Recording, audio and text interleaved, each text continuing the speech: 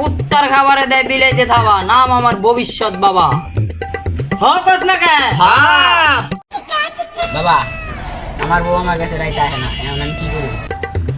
কুত্তার খাবারে দেয় বিলাইতে থাবা, নাম আমার ভবিষ্যৎ বাবা। হকস না কে? তোর একটাই সমাধান আছে, তুই 7 দিন বেরির লগে। না বাবা, বাবা, হ্যাঁ বাবা এটা সবার ধ্যান ভঙ্গ করিস না। বাবা এটা কথা কই, ক তুই আমারে দেখতে আইসা তুই পছন্দ করেন, আমি কি করবো একটা সমাধান দিয়ে দেন। সমাধান চাস? হ্যাঁ বাবা, ওই একটা পরামর্শ দে। আচ্ছা ওস্তাদ, এটা কয়ে দেন। তুমি 14 দিন না খায় থাকবা, তাইলে তোমার কাছে বউ আইব।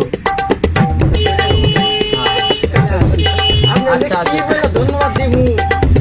আমার ধ্যান ভঙ্গ করিস না। 1 মাস পর বন্ধু, একটা বাবার কাছে গেছিলাম, হ্যাঁ আমারে কইছে 7 দিন বেরির লগে থাকলে আমার বউ আইব আমার কাছে। এখন তোমার বউ তো আরো দূরে ছিল যায়, এখন তোমার বউ আর আমার কাছে আসে না, তাই নাকি? দি ভবিষ্যৎ বাবার কাছে যাই। ভাই, আমি যে বাবা আছে, বাবার কাছে কয়দিন আগে গেছিলাম, কইছে 14 দিন নাকি পশু পাখির মুখ খাইলে আমার দেখতে লাগবো। এখন তো দেখি দেখতে তো আসা দূরের কথা, আমার তো পুষি দেন, আমি কি করবো? না ওই বাবার আজকে দেখে না মনে হয়। না ভাই,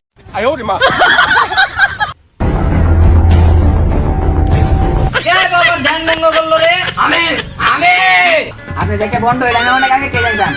আপনি যে কইছিলেন 7 দিন বেরির লগে থাকার লিগে, তাই আমার বউ আসবো। এখন তো তাও আমার বউ দেখাই পারেন না। ওই শালার বন্ডর ধর।